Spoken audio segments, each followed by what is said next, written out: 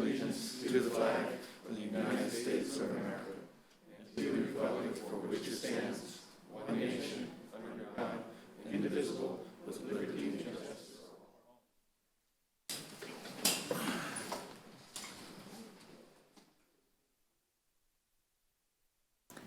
Commissioner Mazzoni? Here. Commissioner Palmer? Yep, I'm here. Commissioner Parham? Present. Chair Zinda? Yeah, it's working. Here. Let's make sure all our microphones are on this time. Appreciate that. Are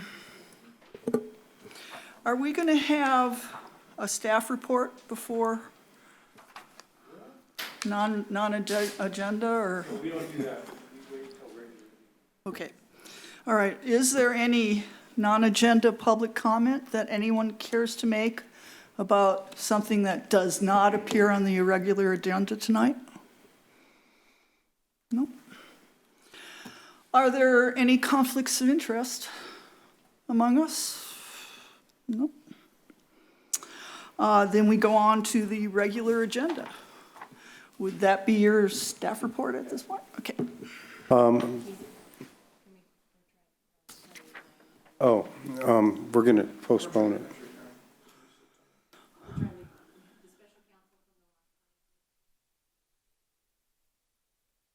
I can't hear you. I'm sorry. The special counsel Ryan Reed is Skyping in,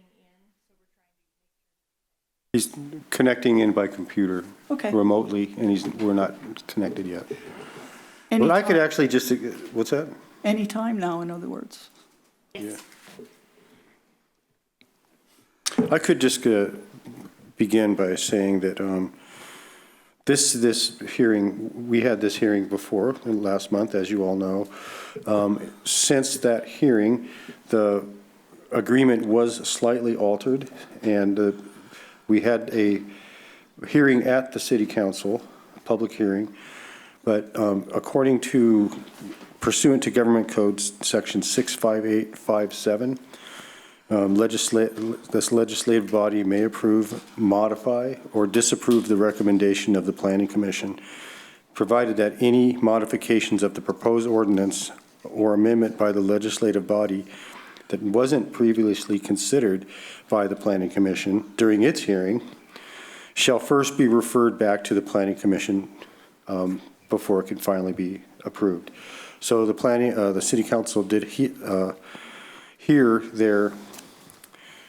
conduct the public hearing, but no vote was taken because the document had been changed slightly. I'm not really quite sure what the changes were.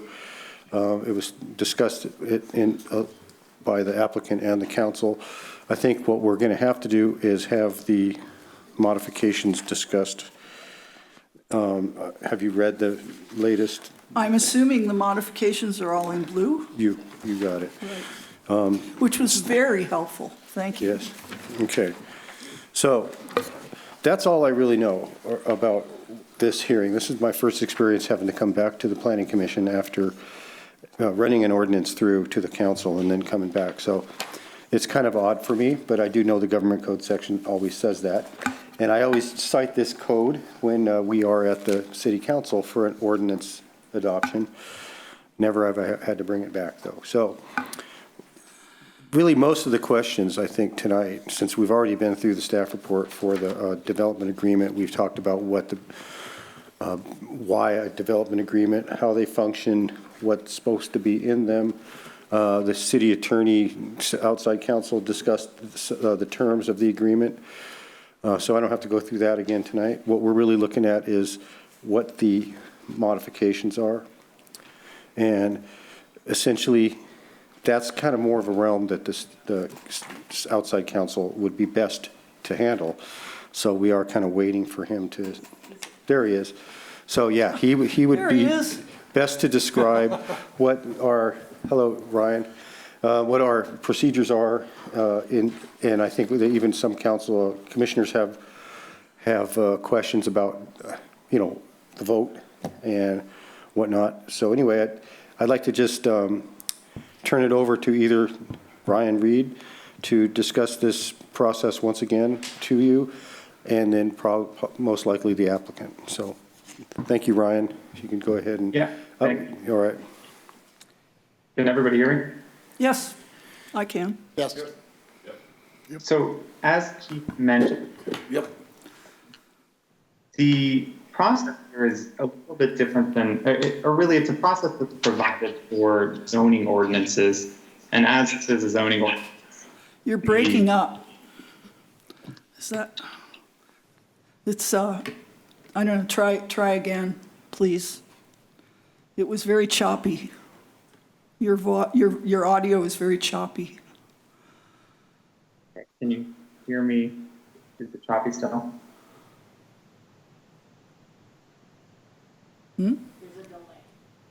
It must be, that must be, I'll try and get used to it. If he mutes his side while he's talking, it may help.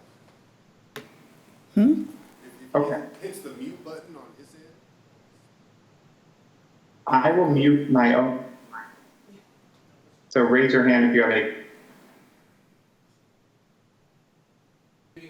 Okay. Can you hear me? Just thumbs up. That's better. Great. So as Keith mentioned, the development agreement is an ordinance, a zoning ordinance in effect, although it is also a contract with the developer.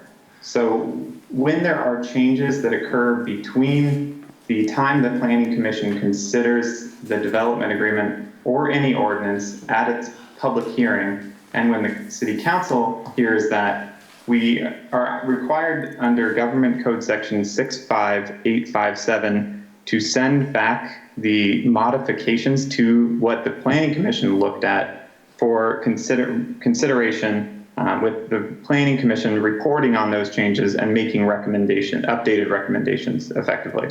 So that is what happened here. The developer heard comments and discussion at the last Planning Commission meeting, subsequently proposed some changes to the agreement. The purpose of the meeting tonight is to look at those modifications only. This is not a public hearing per se like the last one, because we are just looking at these modifications, and the Government Code section I just cited does not provide that it's a regular hearing. So this will really be mostly, what I would recommend at least, is mostly questions for me. The applicant will participate as a member of the public effectively. And then we, if you really have any questions that I can't answer that he needs to answer, then you can ask him. But the purpose of this is solely to look at the modifications to the development agreement from the last time we looked at this. There are a few modifications that I think are worth flagging. The first, which you've probably noticed, is the change in acreage that this development agreement covers. The original development agreement was 21.6 acres, and the developer mentioned in the public hearing last time that he owned or has an option to purchase an additional approximately 39 acres in that area, which he intends to use for accessory uses. So it would not include any primary cannabis use like cultivation, nurseries, etc. Rather, this would be used for accessory purposes, including storage, parking, and the like. And the developer hoped to include this as part of the development agreement formally after more consideration, because of the way that the state licensing process works, and that it requires that you have a site plan that covers all accessory uses as well. And he wanted to make sure he could continue to use that, except the other parcels for those accessory uses. So that was one major addition. In addition, to reflect some slight changes to his potential options for purchasing some of those parcels, we have made it the effectiveness of the agreement slightly different. It is effective now upon purchase of at least 75% of the property, which would be all 60 acres. The reason is the developer has an option to purchase a portion, about 1 acre, or is working on an option to purchase about 1 acre of these two parcels that total 4 acres. And so we want to make sure that the agreement can become effective before when he is able to purchase one of those acres, not necessarily having to purchase all 4 acres. It gives the city and the developer more flexibility, but this agreement still will not become effective until he purchases a majority of the property. And I believe he stated before, but the majority of the property, 56 acres, I believe, is an all or nothing purchase deal. So it will effectively become, in the same way, become effective once he purchases that 56 acres. There's some slight other language changes, mostly legalese discussion on the notice to the developer when if the city intends to terminate the agreement. This is standard language for these types of agreements. We give him 60 days notice before the city is going to terminate. And then it also slightly changes the term of this agreement. So with that, you have the red line version of this. If you have any other thoughts, again, the purpose of this meeting is really to look at the modifications, the red line from the draft that you looked at last time. I can answer any questions. Otherwise, you can take a comment from the public, and I'll be here. Thanks. Can I ask a question? Are you asking a question of whom? So on the term B, and it says like what you talked about, the 75%, why is it not just 100%? Why was that added just at 75 and not say 100? Sorry, to clarify. So procedurally, I'm hiding my own to avoid feedback. So if there are any comments on my comments, please just wait until I'm done talking. I apologize. That's just a technical difficulty here. So the reason is 4 of the acres we added are made up of 2 parcels, and those 2 parcels are 2 acres each. And the developer is in discussions with the property owner to purchase 1 of the acres of those 4 total. And so it is likely that he will not purchase all 4 acres. And so for flexibility's sake, we are saying that the agreement can become effective before or without purchasing all 4 of those acres effectively. Okay. I think 100% should be, I don't agree with that, but. This is, yeah, well, you can reflect that in your vote, but right now, we're here to just go over the amendments, But we can ask questions, correct? not at this point. After when it's all done? Ryan, you can ask questions. Ryan, right? All we want. Through the whole That's correct. discussion? Right now, it's open You can for ask questions to Ryan. questions. Right, Okay, That's all how I right. took it. Okay. So does anyone else Questions have of a staff. question for Yeah, Brian? questions of staff. Okay. But I don't know anything. So where Thank are you. we at this point? Are we going to go over all? Wait a minute, No. is this for the whole thing? Yes, No, what is discussed, right, so far? the modifications. If you have questions on the modifications for Ryan, you can ask them of Brian now. Can we Even if ask- he hasn't Just gotten like to it them? is when we do a regular staff report, you can ask staff questions. Okay. Well, he's staff right now. He's staff. Oh, okay, But usually, that's a good but idea. usually you'll go over everything in That's what I detail thought. first. You're not going to do that? Okay, Can we, all right. can we ask questions on what happened on the last meeting too? No. Some wasn't answered. Simple one. We're-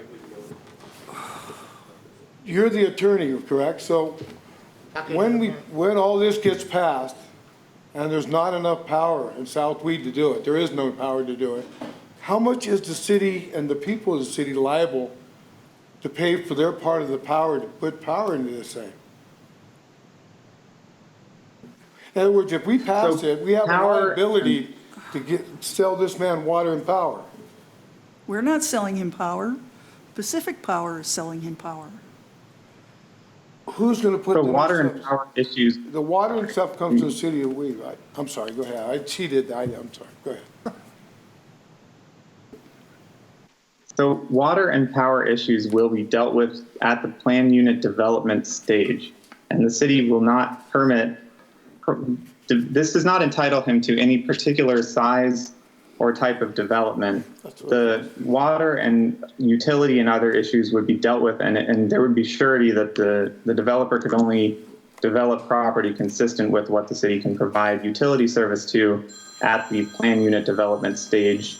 That would all be analyzed during the environmental review. That would all be analyzed during the plan unit development rezone, which will come back to the Planning Commission for review and recommendation like any other ordinance. And no development could occur before those issues were addressed. Thank you.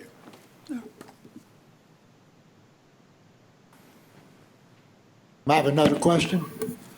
This one's on the term of the agreement, and it said a period of 15 years unless the termination earlier, and then it's additional 10 years, so does that give Mr. Stracker, this company, 25 years to get this up and running full, or what? That's what I want. That's a lot of years for the plan that shows 5 years and it's Term is 15 years and then automatic extension for an additional 10 years unless either party submits written notice to terminate the agreement after 15 years. And what that allows him to do is it gives 15 years and then an additional term if the city doesn't terminate to use the property for those purposes. So basically the city will not change its laws to prohibit cannabis on this property during the term of that agreement. And the point of the development agreement and development agreements generally is to provide this type of consistency, and 15 to 30-year terms are relatively common in this sphere. Well, is this also on D? It says city obligation. It says developer vested the right to use of permit uses. Such rights vest approval that the city, the developer gets the final say in this. This is on city obligations, Sorry, the final say in what exactly? Well, do you have it in front of you?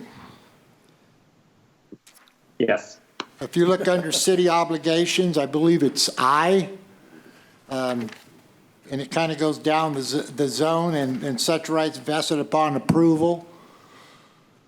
I believe it, the way I'm seeing it, gives the developer first choice on everything. He doesn't have to go back to the city.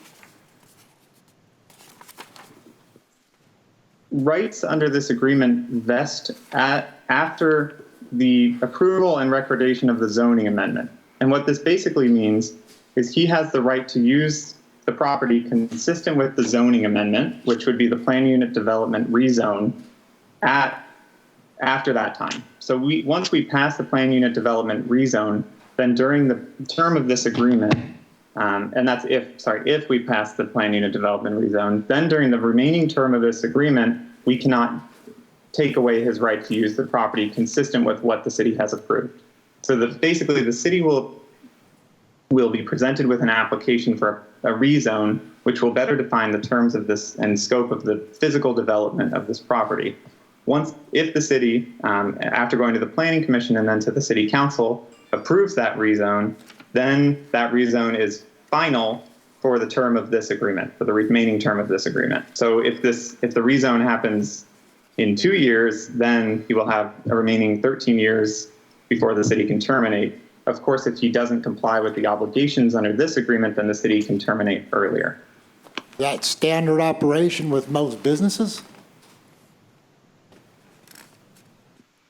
Well, that's the Or is that just this it's standard for particular one? development agreements, For a and often it depends on. It's not uncommon for very large developments to use these as a way to ensure consistency while granting certain things to the city. So it's the same as into assignment, the right and obligations under this agreement that runs with the land. Therefore, the developer shall have the full right without city consent to assign this agreement in connection with any sale transfer. That's in assignment. I guess it's number 11 now.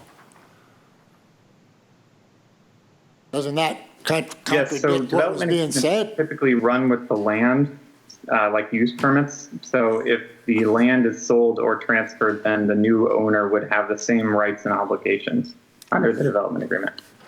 That's what we thought. But that just takes it away from the council or the city then. I mean, if I'm not saying he is, but if they decide the developer decides to sell, they don't have to come to the city. He can sell it to whoever. I'm just saying. All right, well, I'm just saying you have to watch out for the Cartel. city's interest. Am I correct in that? Lord, Cliff Chang. Well, whoever. I'm not putting any names. I'm just saying it's a possibility.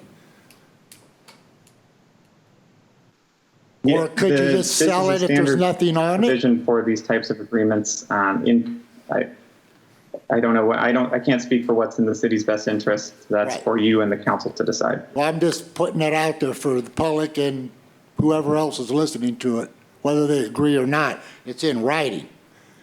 Best interest should be in for the city, period. Most businesses that come in, there's a standard way they do operations. There's no fees that are, you can have this and pay 6 months. Again, I'm not pointing it, just overall. Most businesses that come in with a plan, they're going to take what's offered. These are the rules. This is what you get when you come in to open up a new business. You don't get all this extra time. I understand Walmart, and I don't know this, they got X amount of years for the tax base. So to me, the same thing should go with anyone coming in here. You should follow the rules and not ask for other things. You have to follow the rules that every other business has to follow that wants to develop in this city or in the area. That's just my observation of what I'm reading and gathering and information that I talk to other business people.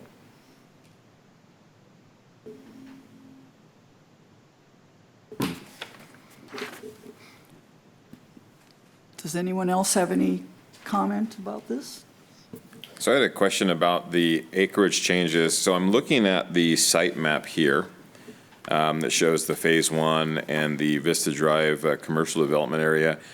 Which part of that is affected by the, how much of this site map does that consist of that 50 some odd acres?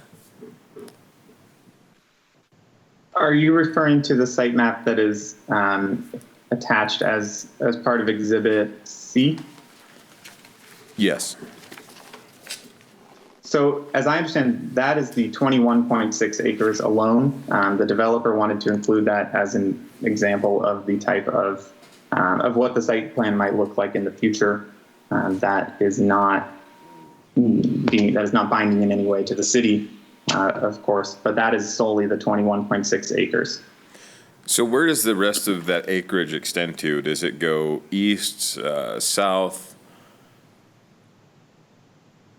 Or is this better question? That might be a question that the developer can answer in his comments today. Okay, I'll wait till that point Ray then. can answer your question. Okay. Sure. So I apologize. Introduce yourself. Sure. please. My name is Raymond Strack, 3038 Nighthawk Lane. I was under the impression that you guys were going to be receiving a broader parcel map showing where the addendum land is. It is what we're talking about, and you guys all know because you've been down there. It's the eastern, it's between Black Butte Drive and the highway. It's the frontage strip that goes down to where Old 99 used to cross under. Much of it is effectively unusable, but Joe Ganem mandated that I purchase it if I wanted the 22 good acres. And so we anticipate parking down there for the businesses across the street. And then once you get past Charlie Bird's old house, it really becomes too narrow to be of any economic or sort of any use for the business. It gets down to less than 100 foot across for a rather long stretch. If you look at the parcel map, it gets down to a triangle point. And the southern end of that is where I was requested and offered for the city to put a new sign.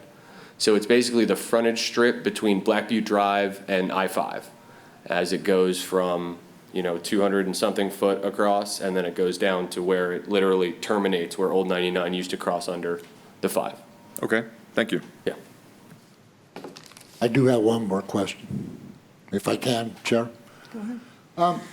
One and last thing, it's on the, it goes back, I believe, to the, above the city obligation. It said you're going to modify these fees, so are you asking to lock into a particular tax? And that is a fee that's modified in the existing modifying taxes that are now. Is that something that's going to lock in, that he's in, the developer or the person's locked in for 20 years at 1%, 2%? I mean, that's how I'm reading it. Can you clarify what section that is? It's on. Oh, I found it. Okay. I just don't know what exactly is that, what does that mean? Is it locked into a percentage that's the current now, or does it go when they're up and running, if and when it goes to what that percentage is then? Because they're not paying a whole lot now.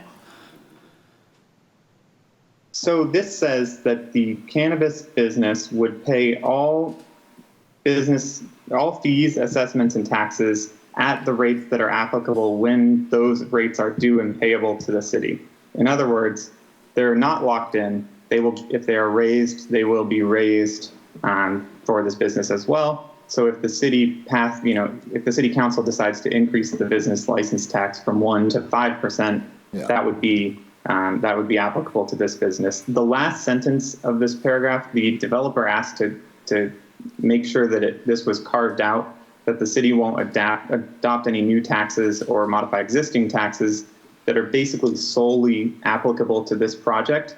That is, in my opinion, unnecessary. We are already not allowed to do that for a number of reasons. Namely, the Equal Protection Clause says that we can't pick single businesses to apply taxes to. Also, taxes have to be passed by a majority of the voters, so it's infeasible. The developer asked to include that. It doesn't change the requirement that they pay taxes as those taxes are passed and due, and there's no freezing in any way. All right, thank you. I have one question. I have one question, please. Why can't we vote to put this off until after the people vote in 2 months? Since it's we're voting on whether we want cannabis and weed or not, the people are. Why don't we let the people decide? Why don't we do what they want and let's see what they vote? Since we represent the people here, not us. That's a policy question for the city council. I don't have any further, that's not a legal issue, I suppose. Okay, thank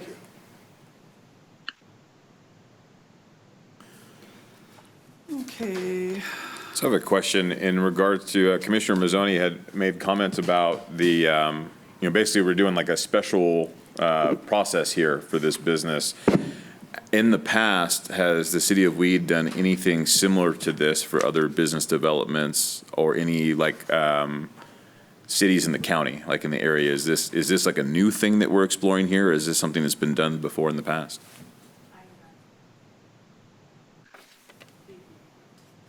I don't know of any time in the recent past. I've been involved in the city since about 2014, and development agreement hasn't been, well, there was one, but it wasn't necessarily this type of one. We did an agreement for the conference center, if you remember that. Right. Right, that wasn't this type of a development agreement. This one's actually a little more official. And as far as following the rules go, well, this is part of the tool set that's available to developers and cities to provide these kind of consistent assurances for long-term development. So it is in the government code, and we also do it with an ordinance. But this has never been done before. Did Lowe's ask for a development agreement? Lowe's? Lowe's did not ask for. You mean Love's? I mean Love's. Okay, no.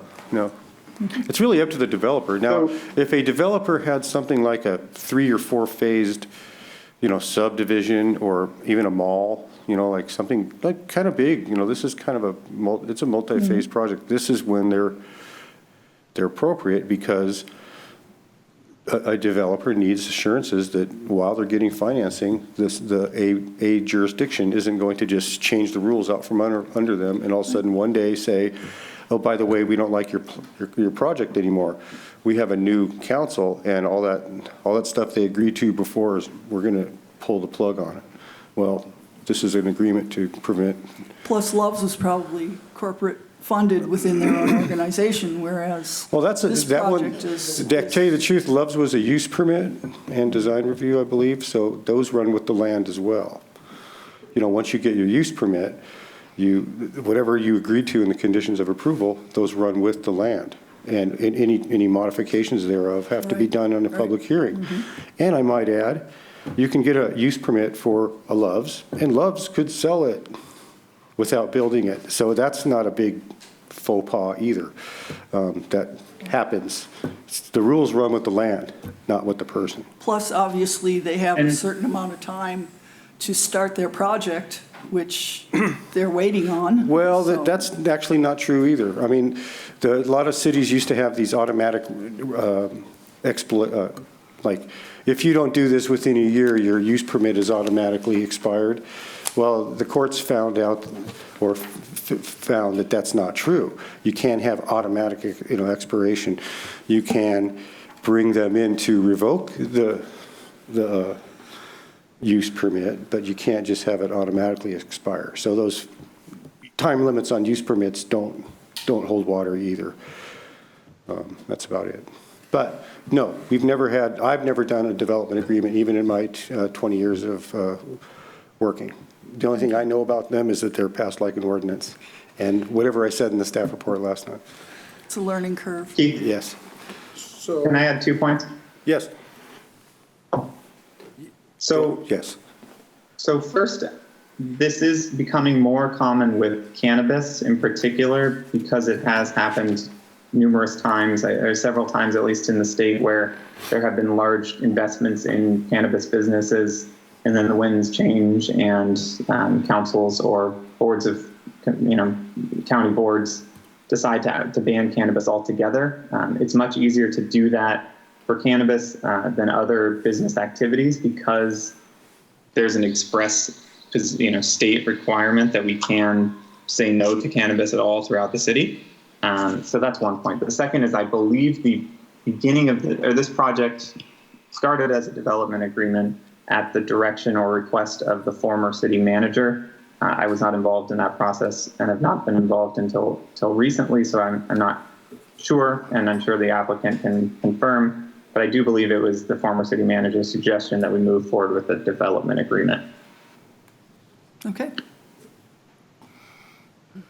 And so Keith, and again, I apologize if I'm harping on something else here, but my understanding is that this resolution, goes to council. If it is approved, there's no breaking of ground. This just says that you can submit for the conditional use permits and the Yes. EIR and all the things that have to be reviewed and approved by the planning commission and by the city council and/or in the future. Right, that's true. This is just an agreement to pretty much allow the applicant the space and time to have the right to apply for those discretionary actions under the terms of this agreement. And some of those terms have a time limit.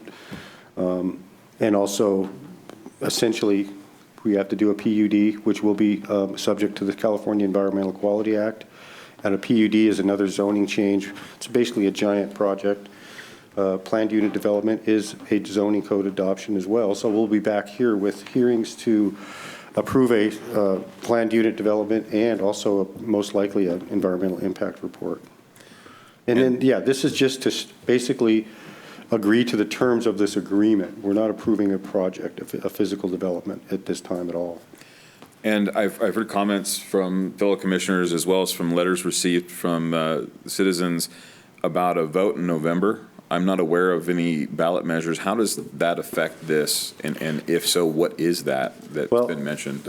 Here's what I know about the background of that, and I will refer to the outside counsel after this. April, I forgot which year was that it was probably 2000, well, it was April of either last year, 2019, or the year before. The city council did adopt a set of rules for cannabis cultivation within the city limits. It was subject to a referendum. So there was a petition floated around that gathered enough signatures to put it on the ballot in November for the citizens to vote on that ordinance. I'm sorry, I missed something. So in 2 months, the people, we vote whether they want cannabis in greenhouses, on the ground, or otherwise in this town. So let's make it simple. The people are voting whether they want to bring cannabis into the city of Weed. So again, why don't we wait for the vote? That's really not up to If me. we And pass also, this now- one more thing about these, they do supersede zoning codes. So if we waited, he could still submit a development agreement for it. That's correct. Right. But if we pass it now and the people vote not to put cannabis in weed, we still have to okay it, correct? You have to In other words, he okay still the gets planned it, unit whether the development. people yeah. want it or not. He gets to apply for the planned unit development. Yeah, whether the people want it or not. So why wouldn't we wait to find out? Why wouldn't we care? We can't answer that question here. That Let's- would be let's, something to bring before the city council, I would think. You could I believe we have can. brought that up on Wednesday. Okay, The council is the legislative body, so, Okay. yeah. okay, thank you. And so I guess the last question I have is there any liability for the city, if things change, right? If the county board of supervisors makes the change, the state of California makes the change, how does that impact the city of Weed? Excuse me, that I would not know. That when you mention the word liability, I really don't know. I think we have a very talented attorney on the screen there. Yes. Can you help with that one, So- Brian? As far as the county goes, there's pretty much nothing the county would do that would affect what the city does in its own territory. The only thing I can think of would be if the county decided to, I don't know, pay cannabis developers to go to their county instead of the city, then we might, no longer have this potential project in the city's jurisdiction. But that's a policy issue, not a legal or liability issue. If the state determines that cannabis is not allowed anywhere in the state, for example, or that for some reason the project as envisioned by the applicant is not allowed under, they pass regulations or whatever it is, there's no liability for the city. The city has made this agreement contingent on a number of things. State law in any event supersedes local law and local agreements. So we would just by preemption be not permitted anymore, and it would not be the city's fault. And finally, the agreement, the applicant expressly indemnifies the city and holds the city harmless for anything like that. I guess in short, the city is not going to be liable. Even if this development agreement was challenged in some way, the developer indemnifies the city for any challenge to the agreement. Is that in writing somewhere, or is that somewhere on here? Okay, you studied some more on that? So regardless of how it shakes out, no one's going to come back and sue the taxpayers, and the taxpayers aren't going to have to pay out good, bad, or indifferent. Not through the county, I don't see it. It not comes what he with the said. city. Okay. Any more questions? I'm good right now. That's everything I've got so far. For your time. Well, since we met last month and already voted on the development agreement, and tonight is really just to vote in the amendments of the development agreement, since last meeting was open to public comment on this issue, and also the city council meeting, the last city council meeting was open to public comment, I will not open this meeting to public comment. I would recommend having public comment just to make sure that the review and recommendation is full. I suppose it's ultimately your decision, but typically at this stage we would allow public comment. We've already had 2 meetings with public comment. Isn't that enough? Again, typically we allow public comment. I suppose I can't see the room. I'm not sure what the public comment looks like. Ryan, this is Sandy, excuse me. Can she open it up to any new comments not previously brought up at the past 2 meetings? I believe what she's trying to avoid is reiterating everything that's already been discussed. I would recommend limiting it to modifications to the development agreement so that the comments would only be on these changes rather than on the substance of the agreement or pros and cons of the agreement. That's the intent of this meeting. Exactly. I would like to hear public comment on the modification part. That seems fair. I think that makes sense to me. So I will think the open the public meeting should have up a to voice. public comment, but only on the amendments that are being worked on tonight, not the development agreement, which we voted on last month.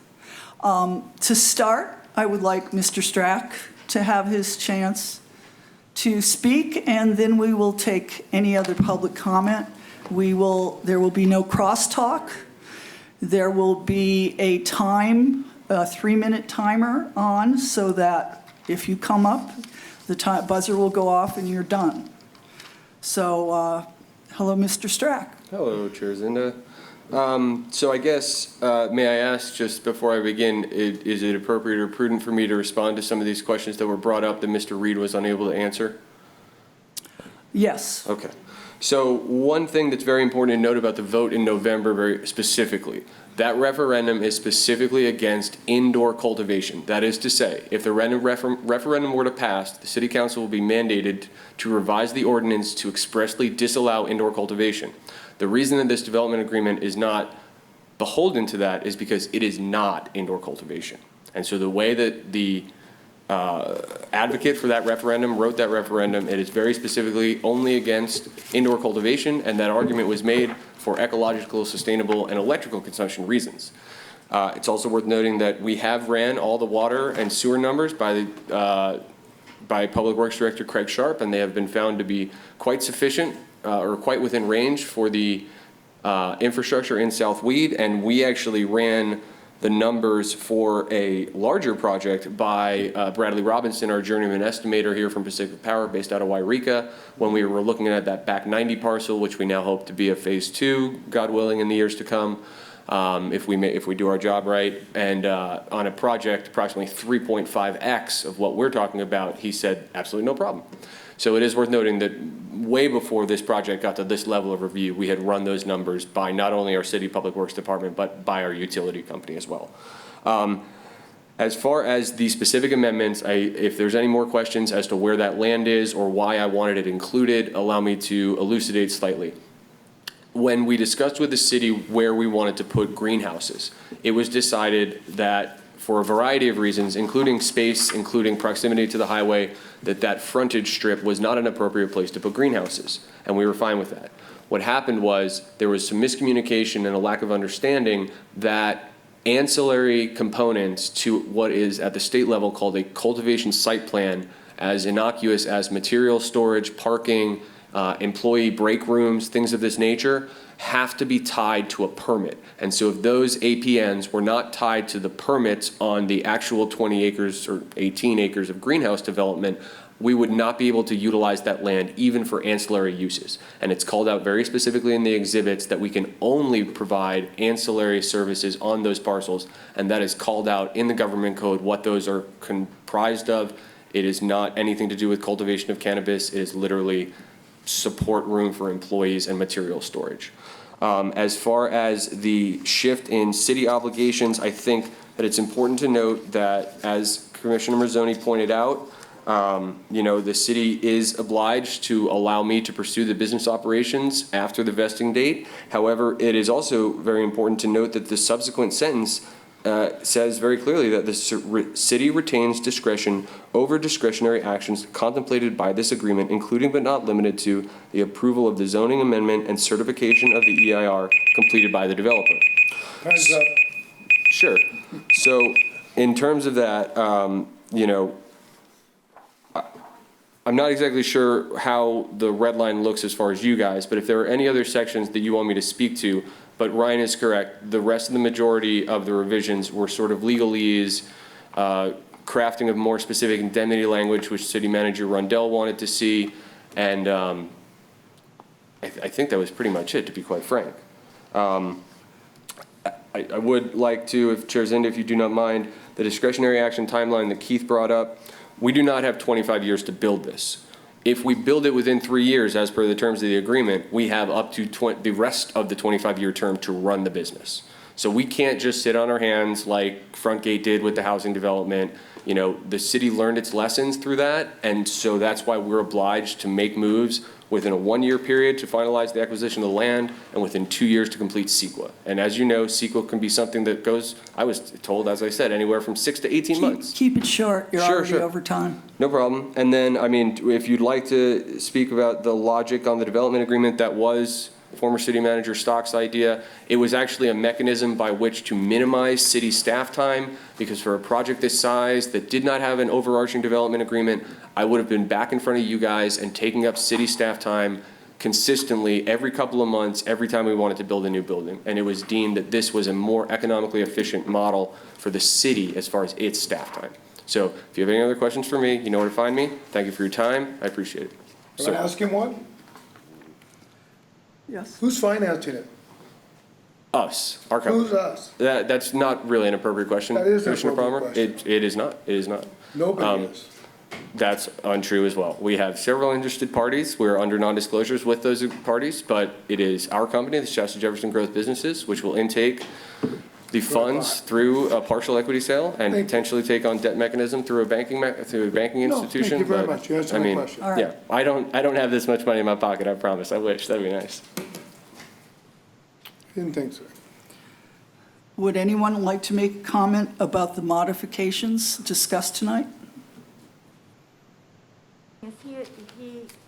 Ray Strack addressed the referendum. What is your name? Marilyn Blankenship, 1460 North Davis Avenue, Weed. Thank you. Being as he addressed that, the referendum did include indoor grow, commercial or otherwise. And so I would like to wait until the vote of the people. I'm with Brian, so. And this is not something we can decide, this is something I to know take it before is, the city but being council. as he said And it, I'd just like It to is not clear- germane to the modifications we are speaking of tonight. Thank you. Thank you. That's not fair. though. That's rude. He talked way over 3 minutes. She was passed He just over said twice. that's the It's problem. his project, I gave him some extra time. It's my decision to Really? It make. is your decision? Okay, no, that's fine. Anyone else?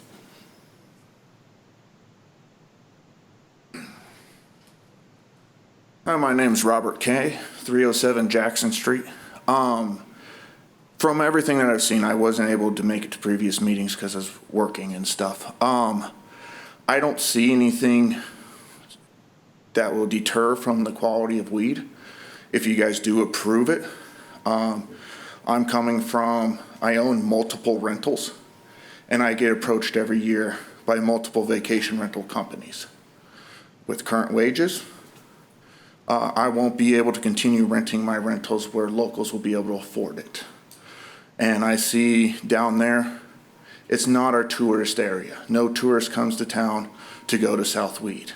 They go there to get a cheap burger, to fill up the semi, to stop in, get right back onto I-5. These people are going to be using a section of property that has been virtually abandoned for years. We shut down the road back there because people are dumping it, because there's nothing going on there. And the city and the people did vote to tax grows back in 2018, June, which I voted for on Measure K and stuff. So my thing is, if we don't allow industries to come in, landlords like me, I will be forced to turn all 6 of my rentals into vacation rentals because I can make $2,000 to $3,000 a month per rental. Right now, I'm renting them out between $500 and $900 a month so our locals can survive. Excuse me? Yes. I'm sorry to interrupt you, but do you have a comment about the modifications that are I up see, for tonight? I see nothing wrong, and I vote, if I had a say in it, I'd say approve it. None of that land back there is going to be used for much of anything else, and these people have a use for it. We're turning down big things, and I see nothing wrong with the amendments or allowing this gentleman to put the business in and moving forward for the greater good of our city. Thank you. Thank you. Anyone else? Please try and stay with the comments on the modifications. All right. That seems to be it. So at this point, I guess, do any of my fellow commissioners have any statement or that they wish to make about this? Keep it short. Well, 3 minutes, maybe a little more? Yeah. Well, get it out there. But anyway, no, I just want to say that what I see here, my advice would be to the city council, take a hard look at this again and make sure this is what you want to do with some different amendments in them. That's about what I'm saying. And again, I'm not against the marijuana industry. I'm against it being in the city of this. Should be something out in the county. But I don't agree with some of these amendments. I just don't. I think I think it's stacked against it. Thank you. So I have a question. So last month, the Planning Commission voted 3-2 to not adopt the resolution. How does that function for us to adopt amendments to a resolution that wasn't adopted by the Planning Commission? Shouldn't we be re-voting for the adoption or for the resolution itself? Before, yeah, how does that, I don't know, that's why I'm asking, like, how does that work? Good point. I just want to make sure that whatever we do, good, bad, or indifferent, is correct. From what I understand, from last month's meeting, we voted against adopting the development agreement. And because of all the comments that came up, there were amendments made, modifications made to the development agreement to try and address everything that came up in the last meeting, which of course changes the development agreement. Right. That thing goes before the city council. We just made a recommendation last month. We didn't vote for or against necessarily. We made a recommendation that we voted against it. So now we have to approve the amendments, the modifications to add on to that. We've already voted, but we do need to vote for the modifications. Okay. I just want to make sure I was clear in my understanding. That's what I understand. It is kind of convoluted. Am I correct, Ryan?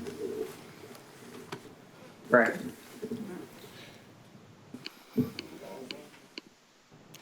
Anyone else? One comment, South Weed is not dying.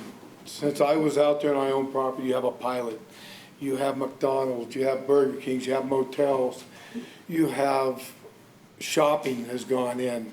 Things have developed over the last 15 years, and that's the way it should be. I'm sorry, putting cannabis in South Weed is silly. Have a good day. I'm done. From what I see, this project is not a retail establishment. It is not open to whoever off the street. It is a enclosed, private, well-guarded manufacturing plant. South Weed is zoned commercial. No, well, it's whatever. It's appropriate. It's an appropriate business. Just for clarification, it's zone CM, which is your light manufacturing. Light manufacturing, Yeah. okay. I stand corrected. I sit corrected. The kind of scope and vision that is included in this project is exactly what we need in this town. The job creation, the branding.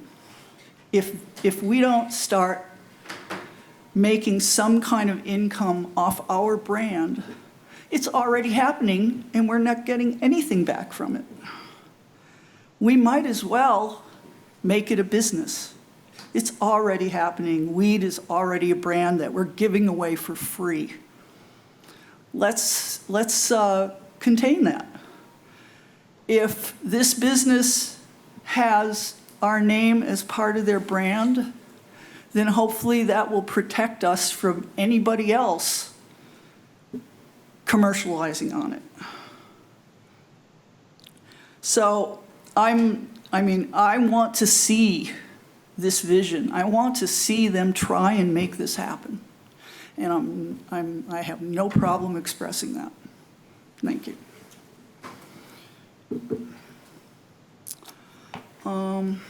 So at this point, we would make a vote on the modifications to the resolution.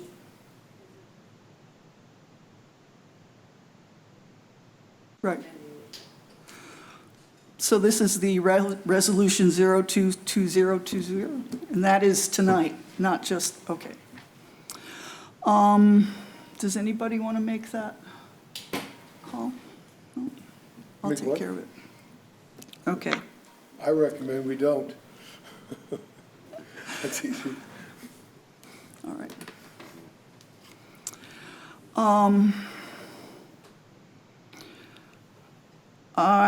Let's see. I vote to, Would you make a recommendation? Excuse me. I mean, Motion, yeah. I recommend a vote on the resolution number 02-2020, a resolution of the Planning Commission of the City of Weed recommending that the City Council approve modifications to the proposed development agreement between the City of Weed and Shasta Jefferson Growth Businesses Incorporated. Does anyone second that? I'll second. All right, all those in favor, vote A. Aye. All those against? Opposed? Okay, we have 2-2. The motion fails because of a tie, basically, so it's, The vote has failed because of a tie. All right, that's it for the first agenda item. We will go on to the modification of site plan for the liquor warehouse. You're still there.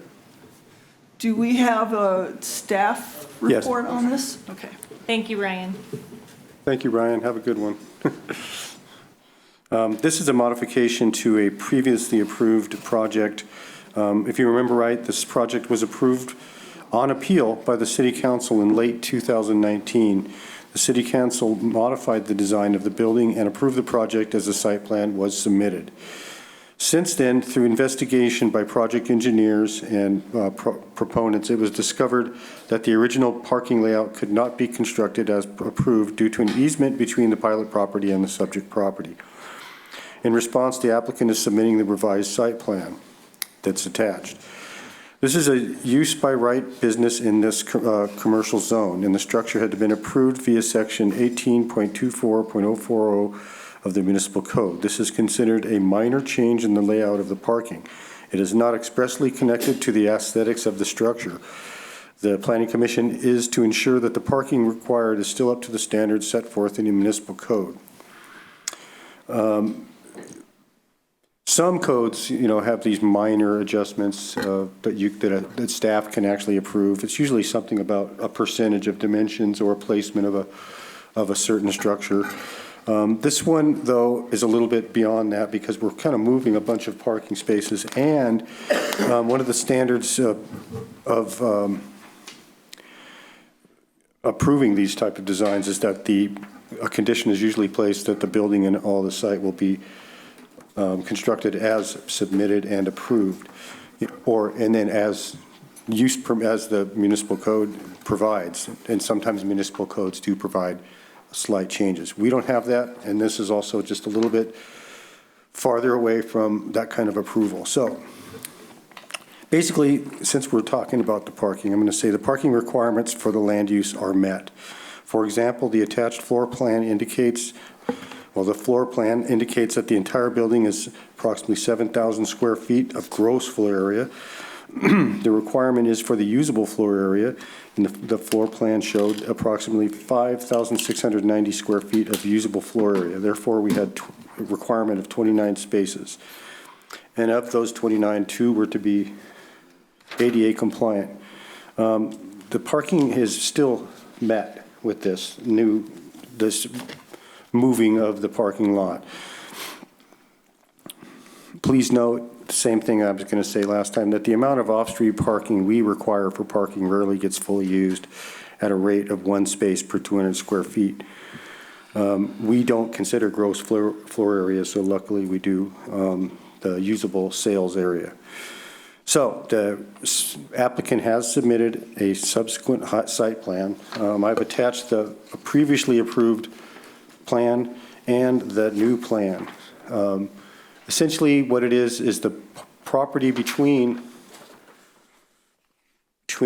Pilot and the site is actually an easement that can't be used by the applicant or by Pilot. So that's why we had to make this change. And if you have any other questions about the change, the applicant's designer is in the audience and he'll be able to take questions. This project was found to be exempt from CEQA as a infill development, and staff recommends that the new parking scenario both solves the issue with the encroachment and provides the required parking. So that's my staff report. Do we have a proponent who cares to come forward and talk about this project? My name is Kurt Reichel. I'm from Mount Shasta. Any questions that you have, I'd certainly be glad to answer. I think we kind of reviewed everything substantially when we went through everything previous. So we're just looking to move the project forward. Okay. Does anyone have a question? What is your name again? Kurt Reichel. Okay. Does it? You represent Shane? I represent Cliff Chang, The other yes. city people already passed this. City council already passed this. I know. Yeah, they But have did to it on be appeal. amended. The applicant appealed your decision from that day, and here we are. It's just a In park. the course of doing the improvement plans for the parking lot, we discovered some things that we're unaware of when we previously did it. So it forced us to adjust the parking a little bit. That's simply all it is. So if I remember rightly, we voted against this in the planning commission and it was approved by the city council on appeal. On appeal, yes. And they modified the design of the building as well. Are we required to vote on this right now or is this just recording this appeal? No, this is, you're voting on this modification. I mean, if you deny it, he can appeal it again, so, it's kind of how that goes. Parking, right? It's just the parking. It's just parking. Yeah. It's basically area allocation is all it is.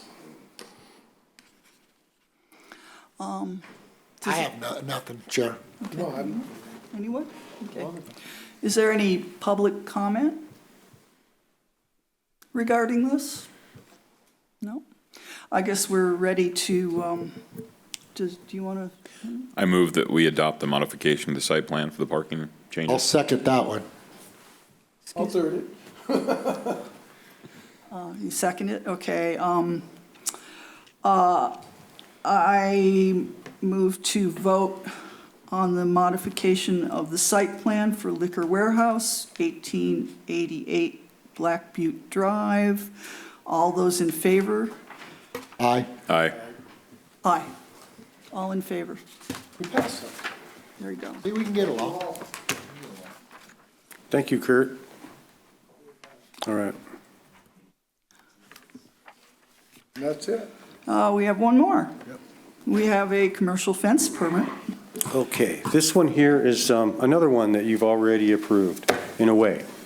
And this project was a request to construct a wire link, also known as hog panel and barbed wire fence around a mobile truck repair service at 600 North Weed Boulevard. If you remember right, we had a use permit for this project and a design review. I think it was in 2018 or early 19, I forgot. Okay, the site is zoned C2 in the municipal code and has a commercial land use designation in the general plan similar. The C2 zoning is service commercial. This was a use permit that was approved in November of 2018. And at that time, I want to note that no fence was approved or proposed, nor was it discussed or even brought up. Staff does believe that this fence is kind of a prominent design feature of the site and is more of an attribute of the overall design of the site other than just an after-approval accessory. I just kind of want to remind us that we did go back and forth about the use of the parking lot and the aesthetics of the site. And I think we almost got to take this project kind of in context with what you guys already discussed and went through. The site is large and the structure is placed on the north end of the site. The open areas on the site were specifically for short-term parking of trucks that need to have an extra stay over while the vehicles were being repaired. The Planning Commission was focused on the appearance and potential for blight as a result of, basically you didn't want to have a boneyard, if I remember right, kind of that kind of effect. You know, it's kind of a prominent spot coming off the freeway. There is no actual development nearby that really sets the tone for the area, and that's kind of why it was found that it would be an appropriate spot for the business itself. Now, on the site plan of the conditional use permit and design review, it was indicated and discussed that parking was to be on the south end of that proposed use. Parking was needed because of additional vehicle space needed. Now, we have a site plan that seems to add a few things to that. The site plan before you has an addition of possible parking. It's not parking anymore. And has added a possible storage. Now, there's something I just want to talk about that because the self-storage was not included in the 2018 use permit, but has been subsequently discussed with the applicants. The applicants approached the city to see if that was required, what was required to put in personal storage. Well, as it turns out, personal storage does have its own, personal self-storage has its own section. And that is a use permit, but only allowed in the CM zone. So this is C2. Can't have a storage unit there. So we got to just kind of not worry about that site plan that says, I just want it for the record because it could be evidence brought up later that we don't, that's a erroneous thing on the site plan that says possible storage area. So that is something that's not going to happen without going back to the city and getting permitted. Like probably a rezoning. Yeah. That's not even the So right zone. plus, think about this, self-storage does require a solid fence and landscaping to hide a storage unit, a storage, the self-storage areas. They're highly secure, you need good lighting, you need solid fence according to our own municipal code. So if we could just block out that self-storage and think of this fence in terms of the fence ordinance and perhaps what you might have wanted when you did in the design review in the first place. That would be the way I would approach this. So the proposed fence is a wire web link hog panel fence at 6 feet in height, but with that, according to the applicant's photographs, appears to be an additional foot of barbed wire or razor wire on top. The photo shows square woven fence similar to agricultural fence. The gate also has barbed or razor wire that's pictured in there. There are many issues to discuss with this fence and permit request. Let's look at the municipal code. I've bolded out some of the parts of design that shall not exceed 6 feet in height from original grade as measured from grade at any point along either side of the fence. Fences or other structures exceeding the allowable height to enclose tennis courts or to address unusual privacy requirements may be erected only upon obtaining the use permit, therefore upon finding that the use does not adversely affect public safety, patrol, or access capabilities. So we can discuss this in those terms. The fence does exceed the height, but that's typically okay if we have a use permit sort of situation, and that's kind of what this is. So, allowable materials. Well, we went through this, if you remember right, in 2017 or 18 when we were dealing with fences. People were putting up fences made out of corrugated tin. So we decided that, okay, we will allow, because we know that people are inventing new ways to do fences at all times. So we changed our laws to consider alternative materials for fencing. So we did define what our allowable materials are. And we do allow coated or non-coated chain link fence where line of sight is compromised pursuant to subject C of section 16.40.020. And that is basically on your corner lots where line of sight is not possible. So, however, there is a potential remedy. There is a section for special review of alternative fencing. Fence proposals with materials not listed can be reviewed by the Planning Commission. They can be approved, must be supported by the following findings. The fence will not create a safety hazard to person, property, or vehicular traffic. The appearance of the fence or wall is compatible with design and appearance of other existing buildings in the area. It's a planned architectural feature to avoid dominating the site. All sorts of findings here, and I don't think that actually any of these apply. As a matter of fact, I would have to say that having the razor wire and barbed wire along the whole top and very accessible at the front gate may not be safe. If you guys have looked at the staff report and can make these findings, I would say that you can go ahead and do that. So isn't that the purpose of Constantina wire, is to be unsafe to people that would trespass on your property? Right, yes, right. But when we have it in a commercial zone where we do consider aesthetics, that's kind of an issue. I'm sure that like around, I think we've allowed them around things on the Roseburg property just recently. We had. Could you speak into the microphone? I'm sorry. Well, I'd still like to get through the facts here. We do have a use permit and design review were approved that did not include the fence, as we know. The fence is proposed at, oh wait, I already went through that one, my apologies. The applicant has occupied the building and he did not complete the approved design. There's an architectural feature that was required around the foot of the building that is yet to be completed.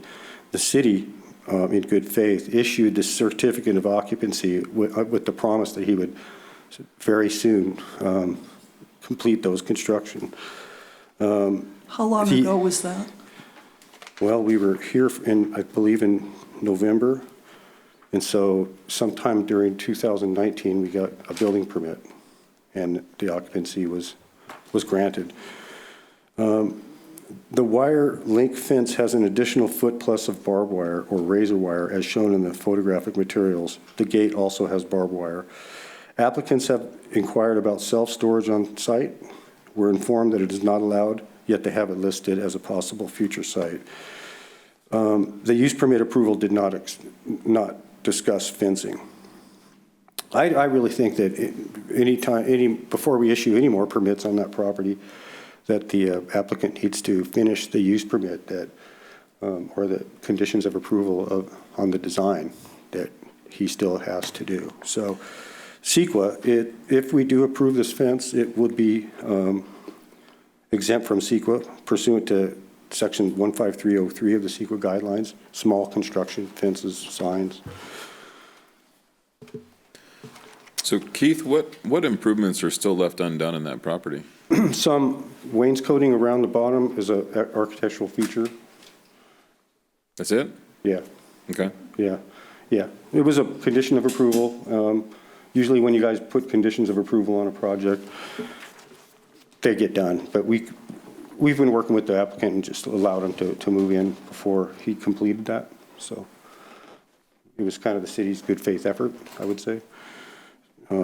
Anyway, so look at the findings you have to make, and if you guys think you can make those findings, or if you can modify the fencing to suit your needs to make those findings, you can go ahead and approve the fence. That's my recommendation, and adopt the notice of exemption.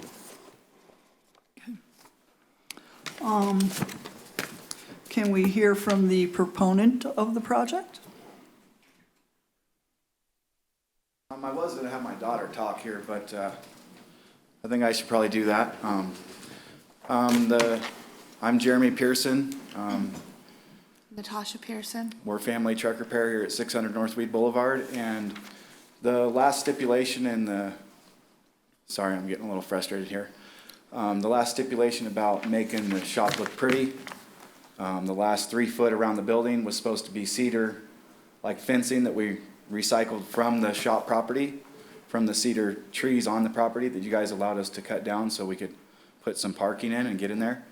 Cal Fire walked up to the shop and when we were cutting down the trees, and he asked me what my next step was in the shop, and well, we're gonna do cedar fencing, you know, cedar planks around the shop about this high, all the way around. And he said, well, the second you do that, I'm gonna fine you for putting flammable products on the side of your shop. So that's why we don't have the aesthetics done there to finish. We just now got the well in.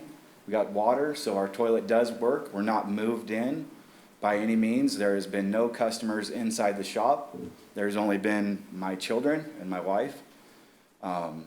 We have had a few trucks in there. Our loyal customers drop their truck off. I've worked on it out front a little bit, but nothing that keeps us actually moved in there. We're baby stepping it. We're doing all the work ourselves, basically. We can't put up a 6-foot chain link fence with 4 kids in our budget. I would like to do 5-foot some kind of hog paneling or fencing with 2 rows of barbed wire across the top. I can't afford big time razor wire, but when people from Motel 6 are smoking methamphetamine in the front of the shop at 5 o'clock in the morning, I feel like I should at least be able to ruin their pants if they jump my fence. Obviously, I'm not allowed to run out there like a bouncer, like I was bred for the last 44 years. But apparently to the City of Weed, I'm have to call them and ask them for their help now. So I'd prefer to put up some kind of a fence with maybe a little bit of a deterrent. Obviously, my wife was talking about if a kid walked down the side of the highway, which is the highway, and they were doing this, and because we're farmers that pay our bills mechanicing, so I wanted to do like 5-wire barbed wire for our cattle. But my wife said if your daughter walks by and catches her pants on the barbed wire, somebody could sue us. So I was thinking 5-wire, 5-foot hog paneling where close enough gaps where nobody could put their foot in there and just jump right over my fence real easy. We did build the gates. The boys welded them up and they look pretty nice for mechanics doing it. I would like to raise the height a little bit, maybe with just some posts and a little bit of barbed wire across the top. I'm just trying to keep honest people honest. Obviously, if somebody wants to jump my fence and break into my shop and steal my stuff, they're gonna do it anyways, whether it's... They cut it. Yeah, so I'd prefer not to put...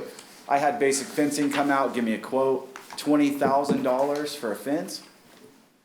I got like 4. I'm trying to start this business, keep rolling. We've been doing good, trying to help good people, keep our family together, keep the kids safe. I don't know what more I can say about that, if this is at all relative. Tell me more about the problems you're having on the property that you feel will require this fence. Oh man, you know what?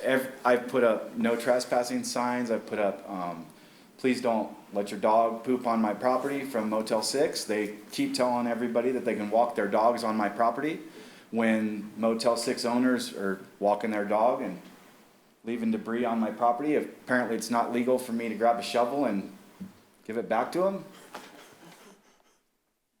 We've had more than a few confrontations with people tell me that their dog poop is not their effing problem and I should just deal with it. Now the parking, we were talking about the storage in the back, you were talking about that. I totally wanted to have big rigs just roll right in there through Caltrans and we could all work together. Apparently JP and family are doing too good. So Caltrans put 90,000 pounds of K-rail blocking me off of my own property. And then I had to ask for the driveway. So we're just trying to figure out something to do with that back chunk of property that could help the community. Obviously, I'm not going to be putting in no big pot garden. I think we should all vote. I think we should all vote on that. Go Trump. However you say it. I hope I can vote. I hope my mail-in ballot makes it. We're just trying to better my family's future. And we thought maybe the kids could run a little storage facility over there. Maybe one of them could live in it. Whoop, whoop, whoop, however it works. It's just, I'm just dreaming. I have big dreams and little wallet.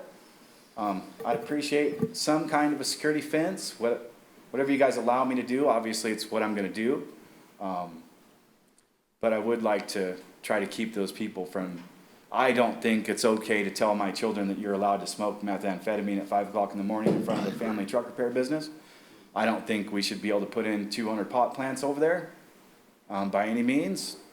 Kids are driving buses, riding the bus, hopefully soon. Someday these kids will be back to school.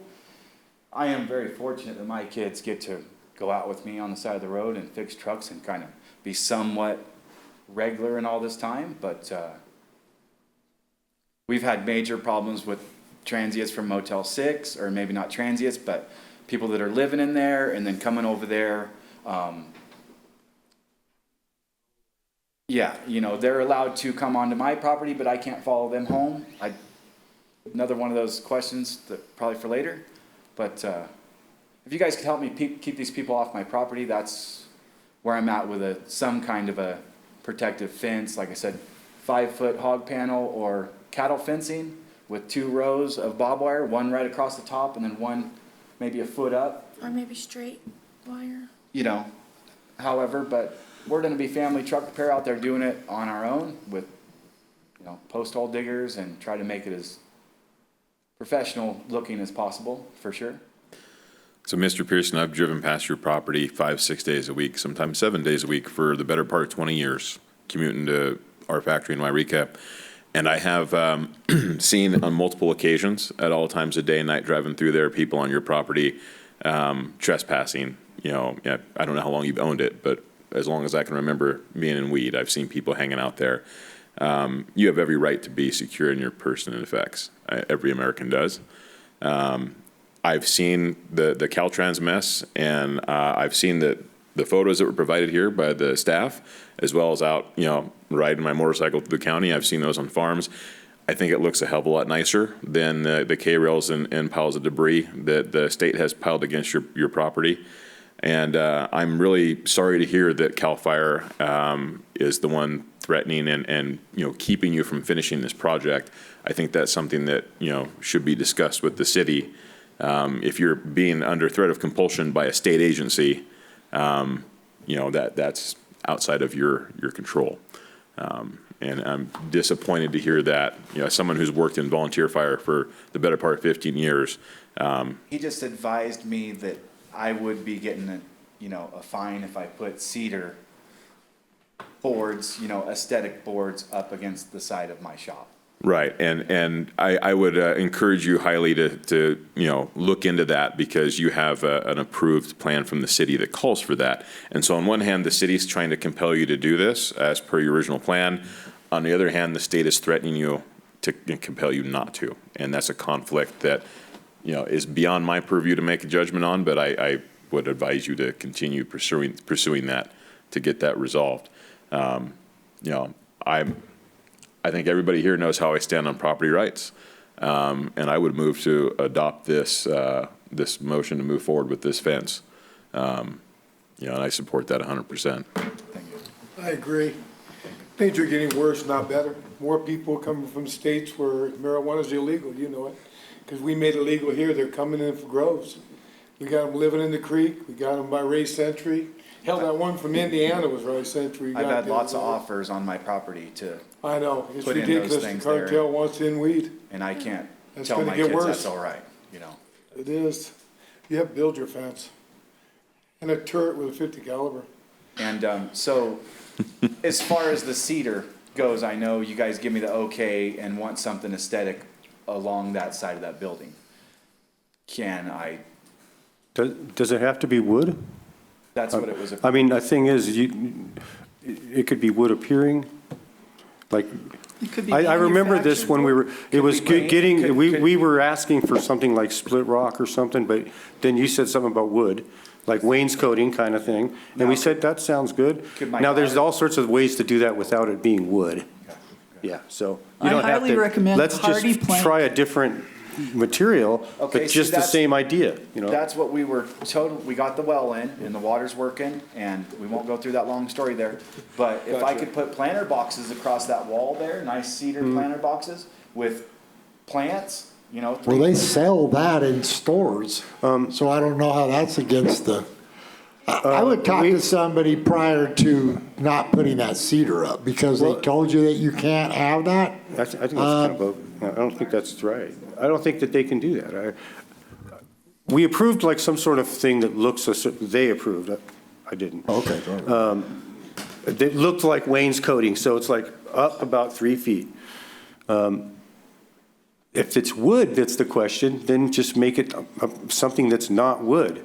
You know, they have all sorts of decking material nowadays that is not made of wood. There's also hardy plank, which has That's a what I wood mean. grain on it. That's what I mean. That's And what I I'm talking have that about. on my building, and 10 years down the road, it looks brand new. I think the issue here is that they were planning on recycling their own Right. property That's right. to save costs. That's exactly. As a, Because we're baby stepping this. I understand, you know, I don't have 25 years to build the business, you know, this way. I'm trying to get baby steps. And the last thing I am trying to do is get so far in the hole that I can't dig my way out of it. So I Right. prefer to be able to put a fence up before I did and I That was just my suggestion. It's Yeah. up to them, you Yeah. know that. Because we just need to have some sort of time when you say you're going to do something by a certain time, like usually it's before we finalize the building. I don't know, I'm just a planner. Well, that's kind of how it should be. Like- Now we go ahead and let that happen without, and now it's like an issue. So it really, you know, we really, if you want to come back with a new design and propose it to them, otherwise, I think you should take some of these suggestions like hardy board or some kind of non-wood material and just get it up there, because you said you were going to do it. It doesn't have to be with your wood. I don't think they care what the material is. It's about, when you do a design review, it's about aesthetics. I think we have another public comment. I have questions. Did the fire chief approve the building with the cedar? I don't know. Doesn't the fire chief have to approve building plans? It had to go in front of you guys, didn't it? No, not this This one. didn't go in front of No, it? I don't know what, to tell you the truth, I'm not, Well, I thought the fire chief had to. it's the building inspector. And if the plans said it was the recycled cedar. So I think Not at the architectural review phase, but Right. at when he submits his plans, that's when the fire chief looks at those. And he saw the. We don't know. I don't know, I'd have to You talk have to to ask the John. chief. We don't know. I think we're going down a rabbit hole and splitting frog ears here Yeah, myself. That's I can probably really put true. up fence with barbed wire. Madam Chair, I believe, I- I believe Commissioner Parham made a motion. I made a motion to accept the fence as presented for immediate I construction. have not made my comments. We still have to Alright. kind of, if you I'm don't not mind, finished. we still have to kind of orientate our comments towards the findings you're supposed to make. Right. So are you making those findings? I mean, Okay.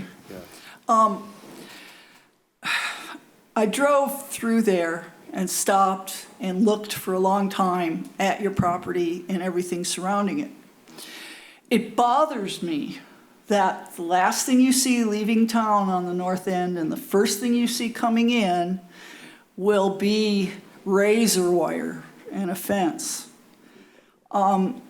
It looks like a prison yard. It'll look like a prison yard or something. And I have trouble because I really respect your need to be secure. Okay, so it's a difficult decision for me because I'm weighing, you know, we're supposed to talk about aesthetics and all of that. And, you know, to me, your cedar planking will disappear behind razor wire. And if somebody wants to get in there, they're going to climb that fence, no problem at all, put a piece of canvas over the razor wire, and they're in. As far as dogs walking across and defecating on your property, they do that on my property all the time. I hate it. I'm on Main Street. I'm one of the few green spots for blocks. I'm constantly cleaning that up. That's just the price you pay for living in this world, I think. But I don't see any of that fencing anywhere else there. And so it has to be transparent. You cannot do anything to obscure the view. It has to be 6 feet tall, not 7 feet tall, because it's a little confusing in here. It says 6-foot fence with another extra foot of razor wire in one place, and then it goes on to a total of 6 feet. But I believe the code is 6 feet. I wish it could be a nicer fence, but at the same time, it's a truck repair yard. So I'm constantly balancing these two things. I think that you need to finish that siding. Figure out if you're going to fight to get this, to use the cedar or go to another material. Obviously, the storage space is something for another time. That's not something that's approved. It wasn't in the original plans. I'm going to go ahead and vote positively for your fence because I want to see you succeed and I want you to be secure. But I'm really disappointed that we have to do that. Unfortunately, circumstances seem to dictate security. And my feeling is anybody who really wants to get in there is going to get in there. And you're going to have problems with the back towards the freeway being cut and things like that so people can come in. So I think you'd be better off with cameras. We already got cameras. That's how we got the dude on camera smoking. Right. At 5 in the morning. So all that is totally been given to the city of Weed already. We have it on our phones, all that stuff. And we're trying to keep positive about all that. I understand too, I don't feel like we should have to protect our shop with a $15,000 fence by any means, but just like you said, anybody who wants to get in there, we're gonna try to keep it as aesthetically pleasing as possible. I don't want my place to look. It's a cattle fence with razor wire. It's never going to be aesthetically pleasing. It's beautiful to me, though. I love my cow and I love my horse fences. I think it looks beautiful, barnwood red. But everybody's entitled to their opinion. That's why we're all going to vote here soon. All right. So thank you, though. That's my opinion. So, Thank you.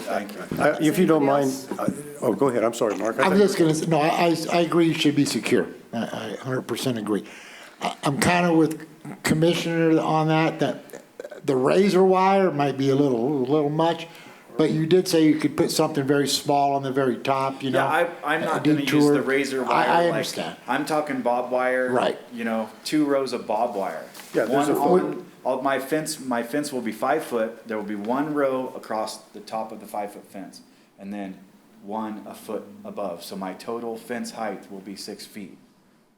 Well, I see a lot where they have it kind of at that angle, makes it The whole hard. property is Yeah. like that, so depending on if you're standing on the dirt side, the high side, it could be, but I will do our best to keep it aesthetically. No, and I'm saying, no, like if you see on the freeway sometime and they have at the top at an angle, so it's harder when you climb, you're gonna cut yourself. I'll be in an argument, I'm sure, with Caltrans about the fence in the back, because I'm not supposed to touch that or do anything.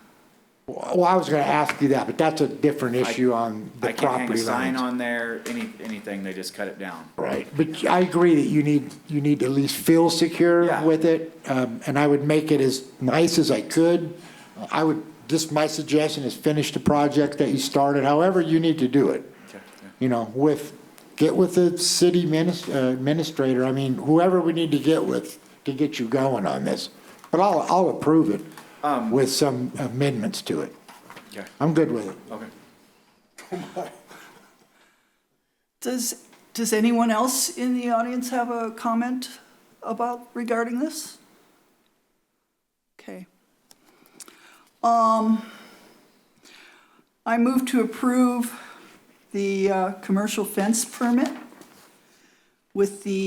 for 600 North Weed Boulevard with the stipulations that it is not to be more than 6 feet tall. It is always to be transparent, and that you have to finish the project you started at the same time. Is that enough? Is that it? To make a motion to approve. Okay. I'll make a motion to approve the fence, I'll second it. to finish the project that you've started.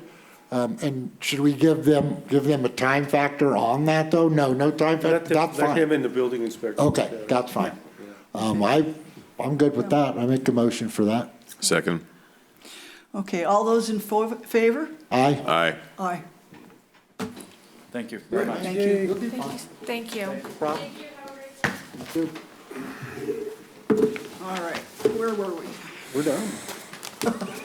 Okay. Hey, that was only an hour and a half. We have approval of the minutes from the last meeting. Do we have any commissioners' reports?